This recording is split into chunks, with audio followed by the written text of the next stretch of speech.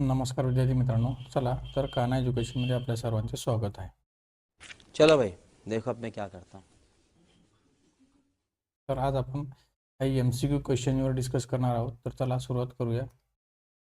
बघा, याच्यामध्ये फर्स्ट सगळ्यात पहिले तुम्हाला स्टार्टिंगला जो MCQ दिसतो, आता MCQ सॉल्व्ह करताना कधी पण एक गोष्ट लक्षात ठेवा मित्रांनो, यावेळेस आपण MCQ डिस्कस करणार त्यावेळेस कोणता ऑप्शन करेक्ट आहे हे शोधण्यापेक्षा बाकीचे ऑप्शन जे असेल ते इनकरेक्ट काय हे रिझन शोधा. तर त्याचा फायदा सांगतो की तुम्हाला एका क्वेश्चनच्या रिलेटेड बरेच क्वेश्चन तुमचे ऑटोमॅटिक तयार होऊन जातील. ओके, बघा त्याच्यामध्ये सगळ्यात पहिला जो असेल तुमचा Kirchhoff's current law is based on the principle of. Okay, आता आपण थेरीमध्ये बघितलेलं आहे मित्रांनो ऑलरेडी KCL आणि KVL, बरोबर आहे. आता KCL आणि KVL जो असेल हा वर्ड खूप इम्पॉर्टंट आहे आपल्यासाठी. त्याच्यामध्ये काय सांगितलं आणि किर्चॉफ्स करंट लॉ, बरोबर आहे. आता हा करंट लॉ जो असेल तो कोणत्या बेसवर डिपेंड आहे, बरोबर आहे. म्हणजे याचा अर्थ काय होतं, मी तुम्हाला सांगितलं होतं आपण ज्यावेळेस थेरी डिस्कस केली त्यावेळेस मी तुम्हाला सांगितलं होतं KCL आणि KVL असे दोन लॉ आहेत, बरोबर आहे. आता हा बेस ऑन कशावर असेल आणि हा बेस ऑन कशावर असेल मी तुम्हाला सांगितलं होतं थेरीमध्ये. बघा ऑप्शन आपण बघूया. सगळ्यात पहिला काय, कन्झर्वेशन ऑफ व्होल्टेज. ओके, त्यानंतर बघा कन्झर्वेशन ऑफ पॉवर, त्यानंतर काय कन्झर्वेशन ऑफ एनर्जी आणि कन्झर्वेशन ऑफ चार्ज. ओके, तुम्ही तुम्हाला सांगितलं होतं त्याचे KCLमध्ये काय रे, सी म्हणजे काय त्याच्यासारखं काय दिसतं मग तुम्हाला चार्ज, बरोबर आहे. हां, मग कन्झर्वेशन ऑफ चार्ज आणि इथं काय सांगितलं होतं आपण कन्झर्वेशन ऑफ एनर्जी, बरोबर. KVL म्हणजे काय, base on conservation of energy आणि KCLसाठी काय सांगितलं होतं आपण base on conservation of charge. म्हणजे last option D option is correct answer. Okay, चलो नेक्स्ट. त्यानंतर बघा the average value of pure sinusoidal voltage over a full cycle. हां, हेच तर क्वेश्चन आपण थेरीमध्ये डिस्कस केला. बघा आता मी ऑप्शन बघायच्या अगोदर काही तुम्हाला गोष्टी सांगतो. बघा मी तुम्हाला म्हटलं होतं आपल्याला काय काढायचे रे, ॲव्हरेज व्हॅल्यू, बरोबर. काय काढायचे, ॲव्हरेज व्हॅल्यू काढायची प्युअर सायनोसॉइडल म्हणजे सायनोसॉइडल वेव्हफॉर्म, बरोबर. मग काय म्हटलं होतं जर पॉझिटिव्ह इथं काय निगेटिव्ह. आता ज्यावेळेस आपल्याला ॲव्हरेज व्हॅल्यू काढायची, सपोज मी इथे कन्सिडर केलं होतं 10 व्होल्ट, इथे कन्सिडर केलं मी काय केलं 10 व्होल्ट, हा +10 आणि हा काय रे -10 आणि +10 आणि -10 ज्यावेळेस मी याचे ॲव्हरेज काढायला लागलो त्यावेळेस प्लस आणि मायनस काय झालं होतं रे 0, बरोबर. म्हणजे आपल्याला दुसरं पाहायची सुद्धा गरज पडली नाही, बरोबर. म्हणजे द करेक्ट आन्सर इज 0. आता बघा पीक व्हॅल्यू म्हणजे काय, आपल्याला माहिती पीक व्हॅल्यू म्हणजे काय होतं हे, म्हणजे तुम्हाला याचं काय आन्सर दिलं होतं का, नाही, बरोबर. त्यानंतर RMS व्हॅल्यू इथे असेल का, पॉसिबल नाही. आणि हाफ ऑफ पीक असेल का, तर नाही, बरोबर. म्हणजे करेक्ट आन्सर काय असेल तुमचं 0. त्यानंतर नेक्स्ट बघा third, the working of an induction motor is based on. हां, इंडक्शन मोटर जे असेल ती कोणत्या बेसवर काम करते. बघा आता वर्किंग प्रिन्सिपल आपण डिस्कस केला होता. त्याच्यामध्ये आपल्याला ऑप्शन बघूया काय, बघा mutual induction between stator and rotor, electrostatic interaction, बरोबर आहे, बॅक EMF जनरेशन आणि डायरेक्ट मेकॅनिकल कपलिंग. ओके, चलो बघू. आता मी तुम्हाला एक ऑप्शन बघतो. डायरेक्ट मेकॅनिकल कपलिंग वगैरे असं काही आपण त्याच्यामध्ये डिस्कस केलेलं नव्हतं. ओके, त्यानंतर बघा बॅक EMF, बरोबर आहे. बॅक EMF ही कन्सेप्ट आपल्याला DC मोटरमध्ये आपण डिस्कस केली होती, आठवतं तुम्हाला बॅक EMF EB. ओके, त्यामुळे हाही ऑप्शन असेल. आणि इलेक्ट्रोस्टॅटिक इंट्रॅक्शन जे असेल ते इंडक्शन मोटरमध्ये कुठेही वापरले जात नाही. इंडक्शन मोटर म्हणजे हा इंडक्शन शब्द कुठेतरी त्या प्रिन्सिपलमध्ये असायला पाहिजे, बरोबर. आपण म्हणतो ना म्युच्युअल इंडक्शन किंवा इंडक्शन इलेक्ट्रोमॅग्नेटिक इंडक्शन, बरोबर आहे. मग याचा अर्थ काय, मोटरमध्ये काय होतं स्टेटर आणि रोटर दोघांमध्ये काय होईल म्युच्युअल इंडक्शन, म्हणजे first option is correct answer. Clear आहे, चलो नेक्स्ट. त्यानंतर बघा the working principle of DC motor is base on. आता हा सगळ्यात महत्त्वाचे, हे सगळे क्वेश्चन जे असेल ते PYQ एकही क्वेश्चन बाहेरचा नाही, सगळे क्वेश्चन याच्या अगोदर आलेले आहेत. ओके, बघा working principle of DC motor base on होतं. वर्किंग प्रिन्सिपल आता तुम्हाला सांगितलं होतं की आपण ज्यावेळेस प्रिन्सिपल बघितला होता वर्किंग प्रिन्सिपल, त्यावेळेस आपण बघितलं होतं when current carrying conductor place in a magnetic field then force will be exerted on that conductor, बरोबर. आता याच्यामध्ये बघा तू कोणासोबत मॅच होतो, फॅरेडेज लॉ आहे का, नाही, बरोबर आहे. त्यानंतर लेन्झ लॉ नाही, अपोज टू कॉज हा पण नाही. अँपियर सर्किट लॉ असा काही लॉ आपण बघितलाच नाही DC मोटरसाठी. Lorentz force on current carrying conductor. Then fourth D option are correct answer. Clear आहे. त्यानंतर नेक्स्ट बघा, a basic DC power supply include which of the following blocks. Basic DC power supply which include which of the, हां block diagram of DC power supply आपण बघितली होती. मी तुम्हाला म्हटलं होतं 4 ब्लॉक होते. पहिला होता बघा ट्रान्सफॉर्मर, रेक्टिफायर, त्याच्यानंतर फिल्टर, त्याच्यानंतर रेग्युलेटर, आठवतं का. ओके, आता त्यांचं म्हणणं असं आहे की याच्यामध्ये कोण कोण इन्क्लूड आहे, बरोबर आहे. आता बघा सगळ्यात पहिलं मॉड्युलेटर आहे का, नाही, असं काही बघितलं नाही आपण. मिक्सरही नव्हतं, ॲम्प्लिफायरही नव्हतं. चलो त्यानंतर ट्रान्सफॉर्मर होतं का, यस होता. रेक्टिफायर होता का, यस होता. फिल्टर होता का, यस होता. रेग्युलेटर होता का, यस. ठीक आहे, that is your correct answer. Clear. त्यानंतर बघू ऑसिलेटर असं काही होतं का, नाही. कम्पेरेटर होतं का, नाही. डिटेक्टर होतं का, नाही. ट्रान्समीटर होतं का, नाही. लोड होतं का, नाही. डिकोडर होतं का, नाही. म्हणजे काय B option is a correct answer. Clear. त्यानंतर बघा next 6, which of the following is not a passive circuit element. Okay, आता सगळ्यात पहिले आहे ना थोडं तुम्हाला बेसिक सांगतो. ॲक्टिव्ह आणि पॅसिव्ह असे दोन एलिमेंट असतात. बरोबर आहे, ॲक्टिव्ह अँड पॅसिव्ह. बरोबर आहे. हां, इलेमेंटचे 2 टाईप सांगतो मी तुम्हाला, ॲक्टिव्ह आणि पॅसिव्ह. मग आता त्यांचं म्हणणं आहे which of the following is not a passive circuit element. बरोबर आहे. आता याच्यामध्ये जर तुम्ही बघितलं ना ऑप्शनमध्ये बघा आर, एल आणि सी. बरोबर आहे. आर एल सी जर तुम्ही बघितलं आर, एल आणि सी हे तिन्ही एका ग्रुपमध्ये येतात. बरोबर आहे. आणि हा ट्रान्झिस्टर थोडा वेगळा येतो. आता मी असं का बोलतो, पण सगळ्यात इम्पॉर्टंट मित्रांनो हा शब्दावर लक्ष द्या. Not which of the following is a not a passive circuit element. म्हणजे काय, हा पॅसिव्ह सर्किट एलिमेंट नाही, म्हणजे कोणता असेल रे ॲक्टिव्ह. म्हणजे याचा अर्थ काय बघा, आता याचा अर्थ काय होतो की असे एलिमेंट ज्याला एक्सटर्नल एनर्जी लागेल. बरोबर आहे. ज्याला काय लागेल, एक्सटर्नल एनर्जी, त्याला म्हणतो असतो आपण ॲक्टिव्ह. आणि ज्याला एक्सटर्नल एनर्जी लागेल त्याला म्हणतो आपण पॅसिव्ह. म्हणजे काय, आर, एल आणि सी हे कशामध्ये येतील मग, पॅसिव्ह. बरोबर आहे. आणि हा पॅसिव्ह नाही म्हणजे मग कोणता असेल, ॲक्टिव्ह. कोणता असेल हा, ॲक्टिव्ह. म्हणजे that is your correct answer. म्हणजे D is a correct answer. म्हणजे हा असेल की मग हा पॅसिव्ह आहे, हा पॅसिव्ह आहे, हा पॅसिव्ह आहे. म्हणजे त्याचं म्हणणं काय, नॉट अ पॅसिव्ह. म्हणजे इनडायरेक्टली त्याला म्हणतो आपण ॲक्टिव्ह. कधी कधी काय होतं, आपण ज्यावेळेस क्वेश्चन वाचतो मित्रांनो त्यावेळेस हा शब्दाकडे भर देत नाही. नॉट शब्द खूप इम्पॉर्टंट, लक्षात ठेवा. आपण जर नॉट शब्द बघितलंच नाही तर इनडायरेक्टली आपण काय आहे, त्याच्यातला कुठलाही एक ऑप्शन चुकीचा, गलत आपण क्लिक करून देऊ. ओके. त्यानंतर बघा नेक्स्ट आहे 7 नंबरचा ऑप्शन. 7 मध्ये काय दिलं, Kirchhoff's voltage law is a base on the principle of. बघा मी म्हटलं होतं तुम्हाला की आपण बघितलं होतं KCL, दुसरं काय बघितलं होतं रे, KVL. KCL मग काय म्हटलं होतं, KC म्हणजे काय, चार्ज. आणि याला मग काय म्हणतात तुमची एनर्जी. मग काय असेल रे, कन्झर्वेशन ऑफ एनर्जी. खूप इम्पॉर्टंट क्वेश्चन मित्रांनो, लक्षात ठेवा. ओके. आता हे बघायची गरज आहे का, मग चार्ज म्हणजे काय, मग KCL. बरोबर. आता इथं काय विचारलं तुम्हाला, P आणि L म्हणजे काय, 100% कन्झर्वेशन ऑफ एनर्जी. आता हे तर मोमेंटम तर नसेल आणि कन्झर्वेशन ऑफ व्होल्टेज पण आहे का, नाही. चला नेक्स्ट पुढचं बघूया. त्यानंतर नेक्स्ट क्वेश्चन आहे बघा, in nodal analysis which law is use primarily. बघा आता आपल्याकडे 2 आहेत. बरोबर आहे. एक कोणता असेल, नोडल आहे ना, आणि दुसरा कोणता असतो रे, मेश. क्लिअर आहे. हां, आता तुम्हाला माहिती आहे नोडल जे असेल त्याच्यामध्ये आपण काय बघतो, व्होल्टेज. आणि मेशमध्ये काय बघत असतो, करंट. की आता याच्या उलटं असेल बघा. आता याच्यामध्ये बऱ्याच लोकांना कन्फ्युजन होतं, नोडलसाठी व्होल्टेज आहे की मेशमध्ये करंट आहे. बरोबर आहे. आता इथे जर तुम्ही बघितलं तुम्हाला काय विचारलं त्यांनी, काय विचारलं, नोडल म्हणजे काय. बरेच लोक हे अशाच पद्धतीने पाठ करून ठेवतात, लक्षात ठेवा. ओके. पण हे असं डोक्यात ठेवू नका. क्लिअर आहे, क्लिअर आहे. हां बघा का, आता अरे देवा, ये गडबड है बाबा.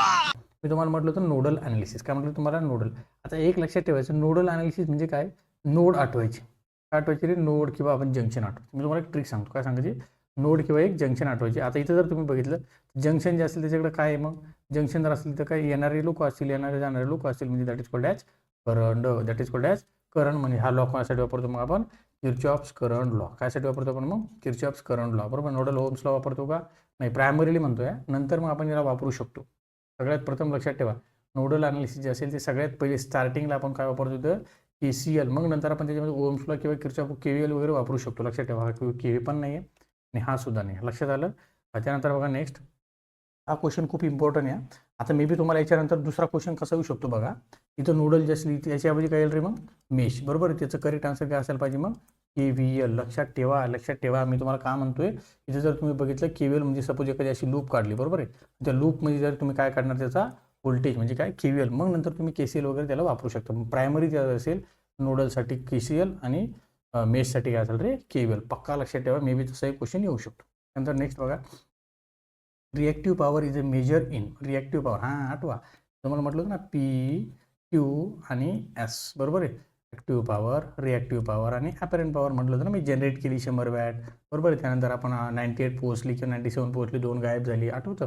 हां, मग मी याला काय म्हटलं होतं, ॲक्टिव्ह पॉवर जे असेल ते VI cos phi. बरोबर आहे. याला काय म्हटलं होतं आपण, VI sin phi. आणि याला काय म्हटलं आपण, VI. बरोबर आहे. मग याचा युनिट काय सांगितलं आपण, वॅट. बरोबर आहे. याचा युनिट काय होता, VAR. आणि याचा युनिट काय होता रे, VE. बरोबर आहे. मग इथं जर तुम्ही बघितलं त्याने काय म्हटलं मला, ॲक्टिव्ह पॉवर जे असेल, सॉरी, रिॲक्टिव्ह पॉवर जे असेल ते कशामध्ये मेजर करतो.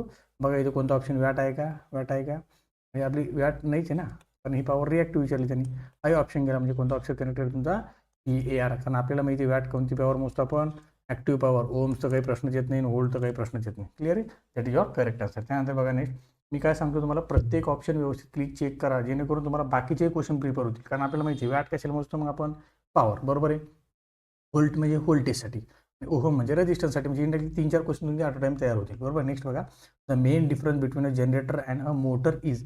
मोटरचा आणि जनरेटरचा मेन डिफरन्स काय आहे तो सांगा. चला आता आपण ऑप्शन बघूया, म्हणजे आपल्याला जेणेकरून लक्षात येईल. चलो. त्यानंतर बघा, सगळ्यात पहिलं टाईप्स ऑफ वाइंडिंग नाही क्लिक होऊ शकत आपल्याला. डायरेक्शन ऑफ करंट, ठीक आहे चला बघू. टाईप्स ऑफ कोअर आणि सप्लाय कनेक्शन. ओके, आता हे जे असेल सप्लाय कनेक्शन असेल, टाईप्स ऑफ कोअर असेल आणि टाईप्स ऑफ वाइंडिंग, हे कुठंतरी लिंक लागत नाही, बरोबर आहे. मग कुठं लिंक लागली आहे?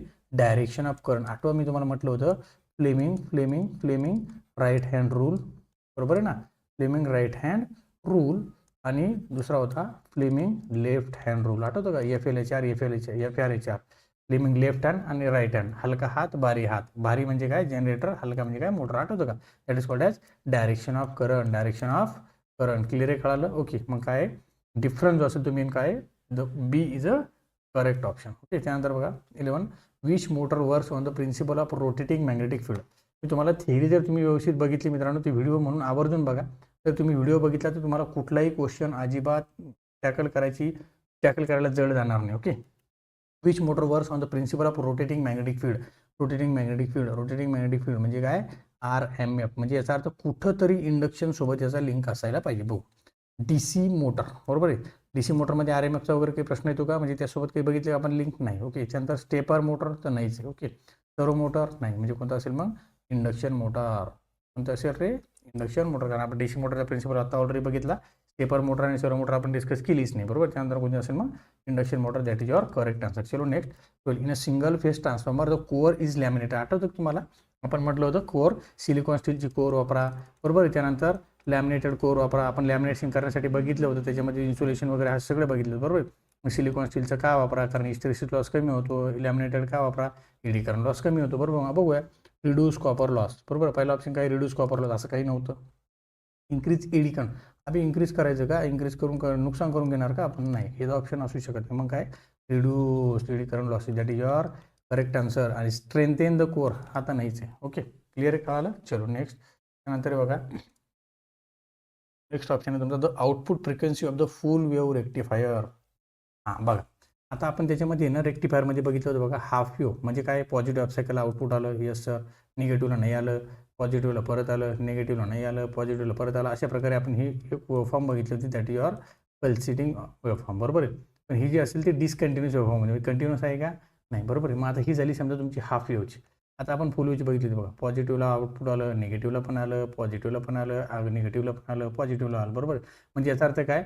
हा जर 1 असेल तर या किती असेल? मग डबल असेल त्याच्या, मग म्हणजे दुप्पट आहे, बरोबर आहे. मग इथं आपण बघूया same as a input AC. हे तर पॉसिबलच नाही आहे, बरोबर आहे. रेक्टिफायरचं आउटपुट तरी ना AC सारखं येत असतं. Half of the input AC हे पण पॉसिबल नाही आहे, कारण त्याचे आउटपुट चेंज झाले ना. ACचं आउटपुट कोणतं असतं? Sine wave. असे असतं ना, साईन वेव्हसारखं थोडी आलेलं. हा आउटपुट चेंज झालं आहे ना, हे पण नाही.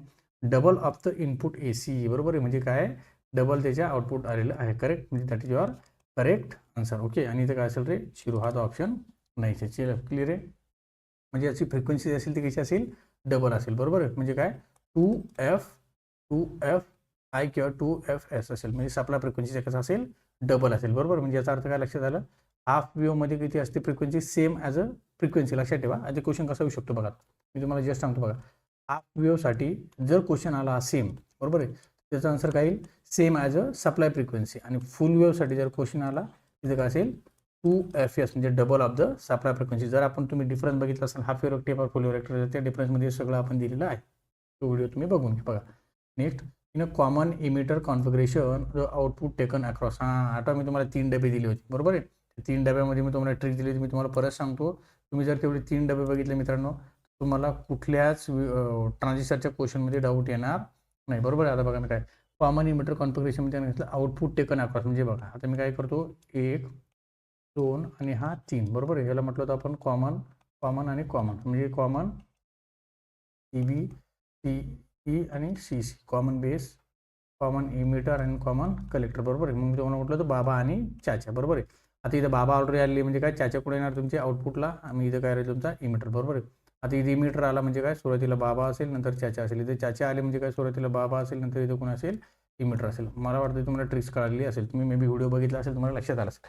आता बघूया काय म्हणणं आहे बघा.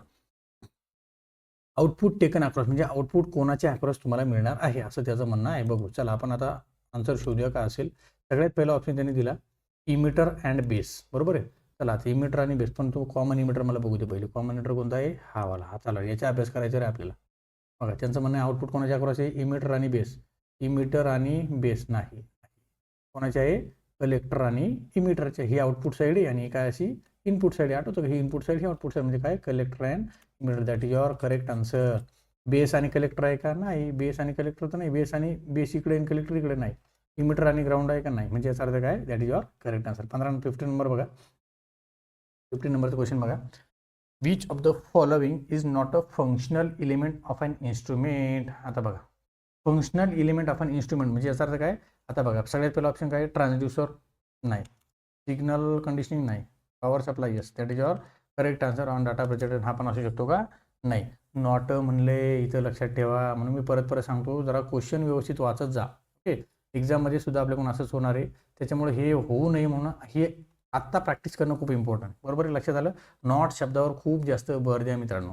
हा क्वेश्चन तुम्हाला खूप घुमवण्यासाठी मदत करू शकतो. ओके बघा. 16. Which of the following instrument work on the principle of interaction of magnetic field. आता मॅग्नेटिक फील्डचं जे इंट्रॅक्शन होतं याचा अर्थ काय आपण बघूया. बघा, मी तुम्हाला सांगितलं होतं, आपण त्याच्यामध्ये डिफरंट इन्स्ट्रुमेंट बघितले होते बघा. PMMC इन्स्ट्रुमेंट असेल, EMI इन्स्ट्रुमेंट असेल, इलेक्ट्रोडायनामोमीटर असेल. बरोबर आहे. तर सगळ्यात पहिला मुव्हिंग कॉईल, मुव्हिंग आयर्न आणि ह्याचा अर्थ काय, मुव्हिंग कॉईल म्हणजे त्याच्यामध्ये आपण 2 कॉईल वापरल्या होत्या. मुव्हिंग आयर्न जे असेल त्याच्यामध्ये कॉईल आणि रिंग वापरली होती. डिजिटल व्होल्टमीटर तर नाहीच आहे, एनर्जी मीटर पण नाही आहे. म्हणजे याचा अर्थ काय रे, that is your correct answer. Moving coil. Okay, चलो next. Which instrument can measure both AC and DC current. बघा, आता त्याच्यामध्ये ना सगळ्यात पहिले मी तुम्हाला सांगितलं होतं की ज्यावेळेस आपण कुठलेही इन्स्ट्रुमेंट शिकत असतो बघा, तुम्हाला याच्या आपला मेजरमेंटचा आपण व्हिडिओ टाकलेला आहे. तो व्हिडिओ तुम्ही बघून घ्या, जेणेकरून तुम्हाला समजायला सोपं जाईल. सगळ्यात पहिले शोधा कुठला इन्स्ट्रुमेंट कोणत्या सप्लायवर चालतो. हा खूप इम्पॉर्टंट क्वेश्चन आहे. बघा, मग मी तुम्हाला सांगितलं होतं सगळ्यात पहिला PMMC आपण बघितला होता, आठवतं. बरोबर. त्यानंतर बघितलं होतं आपण EMI इन्स्ट्रुमेंट. बरोबर आहे. त्यानंतर बघितलं होतं आपण इलेक्ट्रोडायनामोमीटर ED. बरोबर आहे. त्यापैकी PMMC, EMI आणि ED. आता तुम्हाला माहिती आहे PMMC फक्त ना फक्त कशावर चालतो रे, DC सप्लायवर. म्हणजे PMMC असू शकतो का मग, नाही. बरोबर आहे. डिजिटल ॲमीटर नाही. ओके, डिजिटल ॲमीटर जे असेल ते एक तर कुठल्याही AC सप्लायचं ॲमीटर असेल ना ते DCचं असेल. आणि थर्मोकपल हा पण असेल का मग, नाही. बरोबर. मग हा फक्त AC वर चालतो, DC वर चालतो का, नाही. बरोबर आहे. मग असा इक्विपमेंट येतो म्हणजे कोणता, मुव्हिंग आयर्न जे असेल तो फक्त ना फक्त असा इक्विपमेंट आहे की तो AC वर पण चालतो आणि DC वर पण चालतो. हा बघा, एक AC वर चालेल किंवा DC वर चालेल. थर्मोकपल पण तसाच एक म्हणजे सरळ AC वर चालतो, DC वर चालणार नाही. क्लिअर आहे, कळालं. चलो ठीक आहे. नेक्स्ट बघा, किर्चॉफ्स करंट लॉ. बघा, आठवतं तुम्हाला, परत तोच क्वेश्चन आला. मी तुम्हाला म्हटलं KCL, C आला म्हणजे 4, C आला म्हणजे 4. That is your correct answer. आता बाकीचं बघायची गरज नाही. The average value of the pure sanitary. हा बघा, सेम क्वेश्चन मी रिपीट याच्यासाठी टाकले. हे रिपीट एक्झाममध्ये आलेले क्वेश्चन आहे. लक्षात ठेवा. परत सांगतो, हे रिपीट आलेले क्वेश्चन आहेत. त्यामुळे मी मुद्दामून डिलीट नाही केले, ते जसे ठेवलेत. बरोबर आहे. त्याचं किती आलं होतं आउटपुट, आपण म्हणलो +10 -10. काय आलं आन्सर, 0. तर वर्किंग आपण इंडक्शन मोटर बेसमध्ये हा पण question repeat. Mutual interaction between the stator and rotor. तर working principle of DC motor. बघा, हा पण क्वेश्चन बघा. When current carrying conductor place in magnetic field. त्यानंतर बेसिक थोडं क्वेश्चन थोडं आहे ना, त्याची लँग्वेज बदललेली, बाकी मिनिंग सेमच. Basic DC power supply include विषय बघा, हा सुद्धा क्वेश्चन रिपीट आहे. म्हणजे काय, ट्रान्सफॉर्मर, रेक्टिफायर, फिल्टर, रेग्युलेटर, हे 4 ब्लॉक होते ना, आठवतं का. हां बघा. त्यानंतर नेक्स्ट पुढचा क्वेश्चन बघूया. नेक्स्ट आहे बघा. आता 23rd नंबरचा क्वेश्चन बघा. Zener diode act as a voltage regulator by. मी तुम्हाला म्हटलं होतं, आपण PN जंक्शन डायोड बघितला. हा PN जंक्शन डायोड माझा रिव्हर्स बायसमध्ये काम करत नव्हता किंवा डॅमेज होत होता, म्हणून त्याला एक ऑप्शन शोधला, that is called as zener diode. बरोबर ना. त्याला काय म्हटलं आपण रे, जेनर डायोड. आता तुम्हाला मी सांगितलं होतं, एक आंब्याचं झाड घ्या. बरोबर आहे ना. काय म्हटलं मी तुम्हाला, एक आंब्याचं झाड आहे. बरोबर आहे. आणि एक कशाचं आहे रे, असं एक बांबूचं झाड आहे. बरोबर आहे. आंब्याचं झाड आणि बांबूच्या झाडामध्ये काय फरक होता सर, तर मेन फरक असा होता, समजा जोरात वावटळ जर आली, वारवादन जर आलं, काय होतं, तर बांबूचे झाड पूर्ण खाली झोपून परत उभं राहणार. बरोबर. पण आंब्याचं झाड काय होईल, मोडून जाईल. बरोबर. That is called as PN junction diode आणि that is called as zener diode. म्हणजे याची सस्टेनेबल कॅपॅसिटी जास्त आहे, याची सस्टेनेबल कॅपॅसिटी काय कमी आहे. बरोबर आहे. Same like that. म्हणजे ज्या सिच्युएशनमध्ये PN जंक्शन डायोड डॅमेज होतो तिथं कोण काम करतो, तुमचा जेनर डायोड. म्हणजे काय, याचा अर्थ असा नाही की जेनर डायोड फॉरवर्ड बायसमध्ये चालणार नाही का, मग चालेल. बरोबर आहे. म्हणजे काय याचा अर्थ कळाला, मला काय सांगायचं मी एकदा फरक सांगतो, बारकाने लक्ष द्या थोडं. बघा, मी काय म्हटलं, PN जंक्शन डायोड आणि जेनर डायोड. बरोबर आहे. मग मी म्हटलं समजा forward bias condition, PN junction diode चालतो का, यस. जेनर डायोड चालतो का, yes. Same as a PN junction diode आणि जेनर डायोड इथं सेम काम करतो. त्यानंतर reverse bias, PN junction diode चालतो का, नाही. जेनर डायोड चालतो का, यस. म्हणजे काय, मला काय म्हणायचं आहे की जर समजा फॉरवर्ड बायसमध्ये जर PN जंक्शन डायोड चालत असेल, बरोबर आहे का, चालत असेल, मला जेनर डायोड चालवायची गरज आहे का, नाही. बरोबर आहे. पण इथं हा चालत नाही आहे ना, म्हणून मला हा चालवावा लागतो. लक्षात आलं. म्हणजे नेहमीसाठी लक्षात ठेवा, जेनर डायोड आपण फक्त ना फक्त कधी वापरतो, रिव्हर्स बायसमध्ये, आणि PN जंक्शन डायोड आपण कधी वापरतो, फक्त फॉरवर्ड बायस म्हणजे पक्का डोक्यात ठेवा. क्लिअर आहे. चलो क्वेश्चन बघूया काय म्हणतोय. Zener diode act as a voltage regulator by. बघा जेनर डायोड आपण हा कॉन्स्टंट व्होल्टेज किंवा व्होल्टेज मेंटेन ठेवण्यासाठी वापरत असतो. मग तिथं व्होल्टेज बाय हा म्हणजे काय पहिलं हे बघा storing energy in magnetic field काही गरज आहे का जनरेटर स्टोरिंग वगैरे करत असतो का नाही आपल्याला माहिती इंडक्टर कॅपॅसिटर करतो. प्रोव्हाइडिंग अ कॉन्स्टंट करंट नाही कॉन्स्टंट करंट नाही लक्षात ठेवा शब्द. तो काय करू शकतो maintaining constant voltage. That is your correct answer. That is your correct answer. Constant current नाही कॉन्स्टंट व्होल्टेज असेल बरोबर आहे. नाही तर काय अँप्लिफाईंग इनपुट हा अँप्लिफायर कोण करतं रे ट्रान्झिस्टर आहे ना. मी तुम्हाला म्हटलं होतं ना बघा व्हिडिओमध्ये आजच बघितलं आपण की ट्रान्झिस्टर आणि स्विचिंग आणि अँप्लिफाईंग करायचं काम कोण करतं रे ट्रान्झिस्टर. ओके चलो नेक्स्ट 25 नंबर क्वेश्चन बघा. The current gain in a common base CB आलं बघा ते डब्बा आठवतो का. तर current gain in a common base configuration हा इथं बघा ते करंट गेन जो असेल आणि व्होल्टेज गेन करंट गेन जो असेल तो कॉमन बेसचा कसा असेल लेस दॅन 1. ओके तो डिफरन्स आपण डिफरन्स बघितला त्या डिफरन्समध्ये सगळं क्लिअर मेन्शन आहे. ग्रेटर दॅन 1 असेल का इक्वल टू असेल का डिफरंट असेल नाही. ओके त्यानंतर बघा the output characteristics of CE transistor. Okay हां आपल्याला 6 कॅरेक्टरिस्टिक्स आहे एक्स ॲक्सिस आणि वाय ॲक्सिसच्या बरोबर. आता 6 कॅरेक्टरिस्टिक्स कोणत्या CBच्या 2 CEच्या 2 आणि CCच्या 2. CBची इनपुट आउटपुट CEची इनपुट आउटपुट आणि CCची इनपुट आउटपुट असे आपण किती 6 कॅरेक्टरिस्टिक्स बघितलेले बरोबर. मग त्याचं म्हणणं काय तर आउटपुट कॅरेक्टरिस्टिक्स ऑफ CE आणि लक्षात ठेवा output characteristics of CE almost 90% हाच याच्यावरच क्वेश्चन जास्तीत जास्त एक्झामला येत असतात. मग तो 4 मार्क्सचा असेल 6 मार्क्स असेल किंवा 1 मार्क्स असेल लक्षात ठेवा पक्का. Output characteristics of common emitter हा जास्त करून ठेवा. ओके बघा rising slope in saturation region नाही. रायझिंग स्लोप असेल का नाही बरोबर आहे. Flat yes that is your correct answer. Flat region in active mode negative slope तर नाही आणि एक्सपोनेन्शियल सुद्धा नाही बरोबर. That is your correct answer. त्यानंतर बघा इन डिजिटल स्टोरेज असलं म्हणजे DSO जसा तुम्ही CRO बघितला बरोबर. जसा कोणता असतो आपला TSO जो की आपल्याला डिजिटल आउटपुट दाखवत असतो बरोबर. The analog signal is first converted into साहजिकच आहे इथं सरळ लिहिलेलंच आहे सगळं म्हणजे काय डिजिटल सिग्नल युजिंग ADC बरोबर आहे. कशामध्ये देतो आपल्याला तो डिजिटल सिग्नल बरोबर आहे. आता स्क्वेअर जे असेल नाही आहे करंट सिग्नल पण नाही आणि फ्रिक्वेन्सी 50 पण नाही. That is your correct answer. म्हणजे क्वेश्चनचंच आन्सर जे असेल ते आन्सरमध्ये दिलेलं आहे digital using signal ADC analog to digital. TSO म्हणजे काय रे डिजिटल हे लक्षात ॲनालॉग टू याला म्हणतो आपण ॲनालॉग टू डिजिटल कन्व्हर्टर बरोबर आहे. साहजिक आपण कशामध्ये कन्वर्ट केलं त्याचं ॲनालॉग टू डिजिटलमध्ये आणि डिजिटलमध्ये आपला DSO आउटपुट दाखवतो बरोबर. त्यानंतर बघा 28 number a function generator can produce which of the following waveform.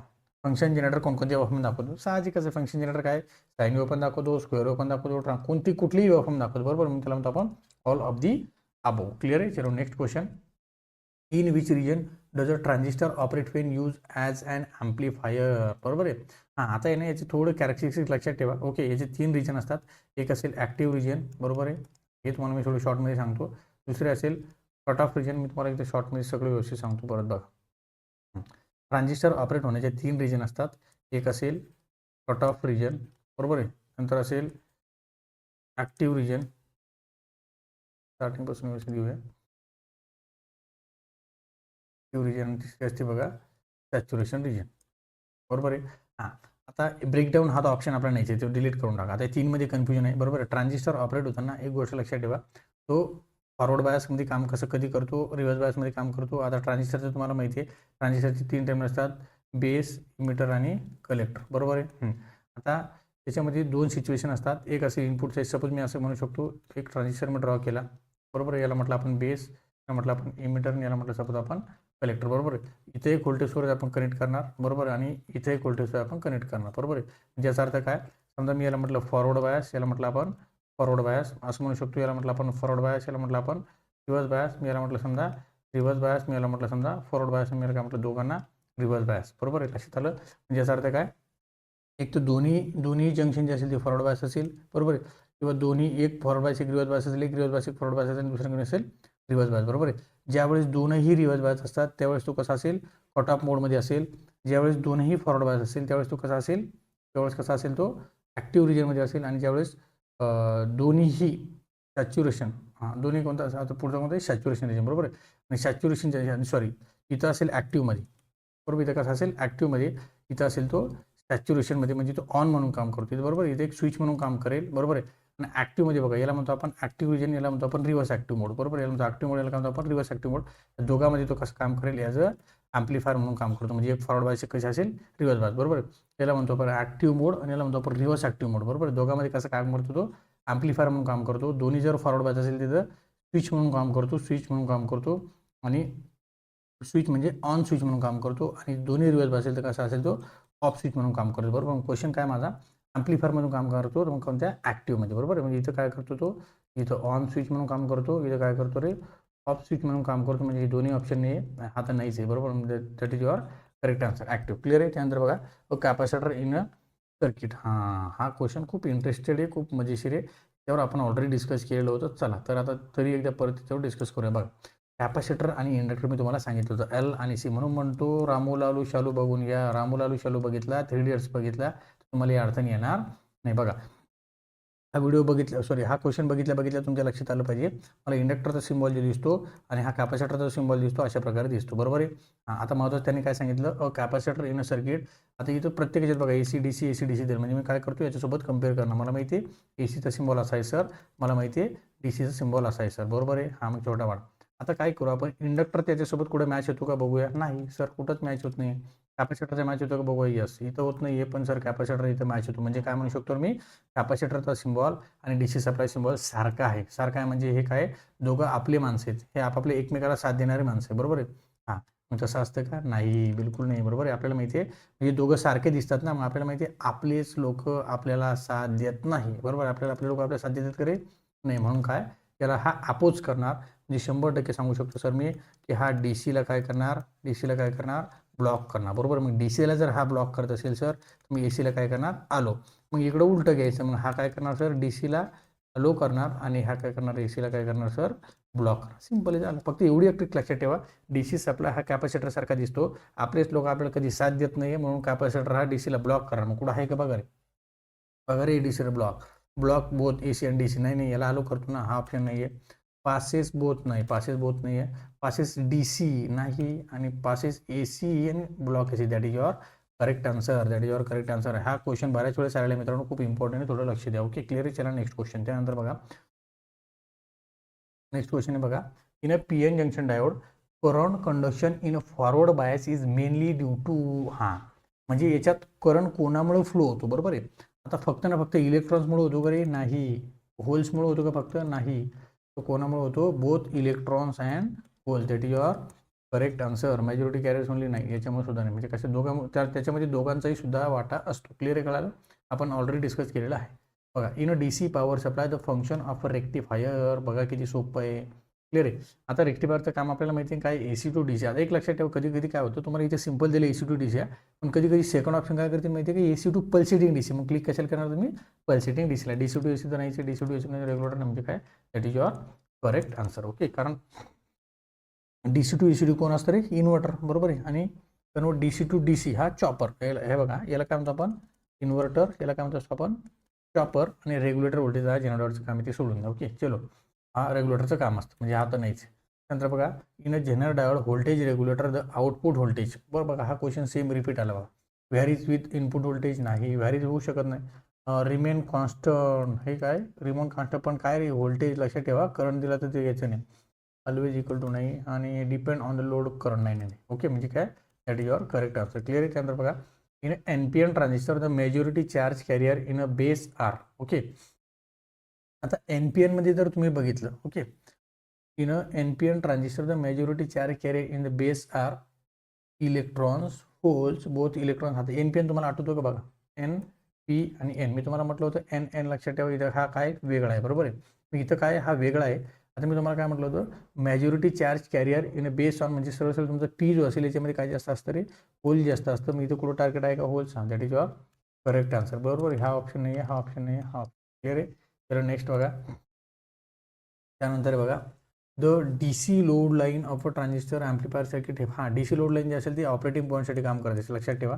That is your correct answer. Power consumption नाही, इन्क्रीजिंग गेन नाही, डिक्रीजिंग नाही. ओके, त्यानंतर moving coil instrument operates on the principle of EMI instrument. आपण PMMC EMI बघितले ना आपण. हां, त्याच्यामध्ये काय होतं, प्रिन्सिपल इंट्रॅक्शन, बरोबर ना. दोन मॅग्नेटिक फील्डचे काय होतं रे, इंट्रॅक्शन. इंडक्शन आहे का नाही, इलेक्ट्रिसिटी फोर्स आहे का नाही, इंट्रॅक्शन. आणि हा जे असेल इलेक्ट्रोमॅग्नेटिक इंडक्शन कशा आहे सिंगल फेज इंडक्शन मोटरमध्ये आहे लक्षात ठेवा. म्हणजे हे पण ऑप्शन आपल्याला लक्षात ठेवतो. काय मग मॅग्नेटिक फील्ड दोन फील्डचं दोन कॉईलचे दोन मॅग्नेटिक फ्लक्सचे interaction that is called as moving coil. Heating effect आहे का नाही. In a function generator which parameter can not be adjust directly. बरोबर आहे. फंक्शन जनरेटर म्हणजे जे वेव्हफॉर्म वगैरे दाखवतो जसं की आपण पिक्चरमध्ये बघत असतो बघा. एखादा ICUवर एखाद्या व्यक्ती लावला असेल तर असं टुंग टुंग असं तुम्हाला दिसतं. हां त्याच्यासाठी बघा त्याला जे कनेक्ट केलं असेल त्याला म्हणतो आपण फंक्शन जनरेटर. बरोबर आहे. फंक्शन जनरेटर जे असेल ते CROला म्हणजे CROला जे कनेक्ट केलं असेल त्याला म्हणतो आपण फंक्शन जनरेटर. फ्रिक्वेन्सी आता हा वर्ड लक्षात ठेवा महत्त्वाचा. बघा परत तिथे चूक होईल. Can not B adjusted directly. बरोबर आहे. म्हणजे हा ॲडजस्ट करू शकतो frequency yes. Waveform shape yes हा पण ॲडजस्ट करू शकतो आपण by using function generator. Output voltage पण म्हणजे याची व्हॅल्यू चेंज करू शकतो. पण लोड रेजिस्टन्स थोडी ना त्याच्या हातात असतो. बरोबर आहे. म्हणजे हा ऑप्शन काय तुमचा करेक्ट आन्सर. कॅन नॉट आहे.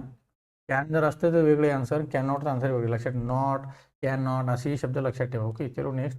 त्यानंतर बघा what is the equivalent resistance when 240 resistor connected in parallel. बघा सपोज माझ्याकडे R1 अँड R2 असे दोन रजिस्टर आहे. बरोबर आहे सर. आणि दोन्ही रजिस्टर कसे पॅरल कनेक्टेड इन सगळ्यांची व्हॅल्यू कशी सेम आहे. बरोबर आहे. मग तुम्ही काय करणार 1/R1 + 1/R2 असं करत तुम्ही रँडम म्हणजे फॉर्म्युला वापरून तुम्ही बराच वेळ घालवा असेल. बरोबर. पण याला बराच वेळ घालवायची गरज नाही. तुम्हाला एक सिंपल टेक्निक सांगतो. बरोबर आहे. याची व्हॅल्यू किती आहे रे 40. किती रजिस्टर आहे 2. बरोबर आहे. किती रजिस्टर आहे 2. लक्षात ठेवा. What is the equivalent resistance when 240 resistors connected in parallel. हां याच्यामध्ये थोडी काहीतरी मिस्टेक आहे. आता इथं 40 नाही आहे. ओके 24 ओहम रजिस्टर आहे ते 40 नाही थोडी मिस्टेक झाली आहे. 24 ओहम रजिस्टर कनेक्टेड इन पॅरल म्हणजे किती व्हॅल्यू किती त्याची 4. बरोबर आहे. किती रजिस्टर 2 म्हणजे किती आलं बघा. याची इथं लिहायची व्हॅल्यू वर आणि खाली किती नंबर ऑफ रजिस्टर 2 KB 2 4 म्हणजे किती झालं answer 2 ohm. That is your correct answer. Okay हां या क्वेश्चनमध्ये थोडं कॅल्क्युलेशन करेक्शन करून घ्या. त्यानंतर इन नोडल अनालिसिस आठवा नोडल म्हणजे व्होल्टेज नोडल. ओके क्लिअर कळा ना. नोडलसाठी सांगितलं मी तुम्हाला node. Okay nodal analysis voltage as each node unknown variable. Okay nodal unknown variable. बरोबर. आता बघा करंट इन ईच ब्रँच हे तर आपल्याला माहिती आहे. ओके रेजिस्टन्स ऑफ म्हणजे या क्वेश्चनचा मी परत मिनिंग सांगतो काय होतो. बघा तुम्हाला परत सांगतो काय असतो. बघा या क्वेश्चनचा अर्थ काय होतो. In nodal analysis the unknown variables are. बरोबर आहे. अननोन व्हेरिएबल्स म्हणजे आठवतो तुम्हाला. सपोज मी काय केलं असा एक नोड तयार झाला. बरोबर. मग आपण काय केलं होतं याला कन्सिडर केलं तर समजा मी म्हटलं VA म्हणजे काय नोड व्होल्टेज. बरोबर आहे. हे तुमचं करंट इन ईच ब्रँच नाही हा ऑप्शन आहे का नाही. रेजिस्टन्स ईच ब्रँच इथे दिलंच असेल. इंडक्टन्स नाही म्हणजे काय हा तुमच्यासाठी अननोन असेल. क्लिअर आहे. त्यानंतर in purely capacitive AC circuit तो करंट आठवत मी तुम्हाला 3 डायग्राम दिले होते. एक मुलगा आणि एक मुलगी होती. मागं पुढं पळत होते. करंट लॅग व्होल्टेज लॅग मुलगा पुढं मुलगी मागं मुलगी पुढं मुलगा मागं असं मी तुम्हाला त्याच्यामध्ये दिलं होतं बघा. म्हणजे करंट पुढं व्होल्टेज मागं व्होल्टेज पुढं करंट मागं असं काहीतरी आपण डायग्राम बघितली होती म्हणजे बरोबर. हां मग त्याच्यामध्ये काय प्युअरली कॅपॅसिटिव्ह. बरोबर आहे. रेजिस्टिव्ह इंडक्टिव्ह आणि कॅपॅसिटर आपण बघितलं होतं. बरोबर आहे. दोघं सोबत आहे. बरोबर आहे. दोघं कसे सोबत चालणारे म्हणजे काय 0 डिफरन्स आहे. बरोबर. इथं काय म्हटलं होतं आपण करंट आणि व्होल्टेज म्हणजे काय करंट मागे आहे व्होल्टेज पुढे म्हणजे करंट लॅग करतो बाय व्होल्टेजला. आणि इथं काय इथं व्होल्टेज मागे आहे आणि करंट पुढे म्हणजे काय करंट लीड करतो व्होल्टेजला. मग इथं आपण लीड बघितली होती लॅग बघितली होती. मग काय ऑप्शन दिलं तुम्हाला कॅपॅसिटर म्हणजे काय दिलं लीड लक्षात ठेवा. Lead the voltage by 90 degree. हा लॅग नाही आहे. इन फेज पण नाही आणि 0 पण नाही. इन फेज कधी असतो आपल्याला माहिती आहे रेजिस्टिव्हमध्ये. लॅग कधी असतो आपल्याला माहिती आहे इंडक्टिव्हमध्ये. बरोबर आहे. आणि 0चा प्रश्नच येत नाही. क्लिअर आहे. त्यानंतर बघा what is the purpose of back EMF in a DC motor. हां आठवा आपण हे बघितलं होतं. पर्पज काय होता to reduce the speed of motor control करण्यासाठी वापरतो. आठवलं का. हां म्हणजे पहिला ऑप्शन आहे का नाही दुसरा नाही आणि हा असं that is your correct answer. त्यानंतर वर्किंग प्रिन्सिपल आपण इंडक्शन मोटर आठवा म्युच्युअल इंडक्शन. क्लिअर आहे. सेल्फ असतो का नाही. सेल्फ म्हणजे त्याच्या सिंगल स्वतःनं कट केल्यानं थोडी वर्क करणार आहे. बरोबर. फ्लेमिंग राईट हँड रूल नाही. स्टॅटिक मॅग्नेटिक फील्ड पॉसिबलच नाही. DC मध्ये असेल. बरोबर आहे. म्हणजे कोणतं असेल रे म्युच्युअल इंडक्शन. कोणतं असेल म्युच्युअल इंडक्शन. अशा प्रकारे बघा अजून सांगतो तुम्हाला की जेवढे MCQ तुम्ही एक 10 MCQ केल्यापेक्षा 2च MCQ करा किंवा 5च MCQ करा. पण अशा पद्धतीनं करा की त्या प्रत्येक ऑप्शनचा अभ्यास करा जेणेकरून तुमचे ऑटोमॅटिक 20 MCQ तुमचे ऑटोमॅटिक तयार होते. लक्षात आलं. कमीत कमी करा पण त्याला डिटेल ॲनालिसिस करून किंवा विचार विनिमय करून त्याचा आन्सर काढा. डायरेक्ट आन्सर लक्षात ठेवू नका. क्लिअर आहे. चला तर अपेक्षा करतो मित्रांनो तुम्हाला सगळ्यांना कळालं असेल. अजून जर तुम्हाला काही डाऊट असेल किंवा काही एखाद्या MCQ क्वेश्चन्स किंवा काहीही डाऊट आला तर मला तुम्ही बिंदास कमेंट किंवा मेसेज करू शकता. चला तर ठीक आहे. भेटूया लवकरच पुढच्या व्हिडिओमध्ये. ठीक आहे. थँक्यू.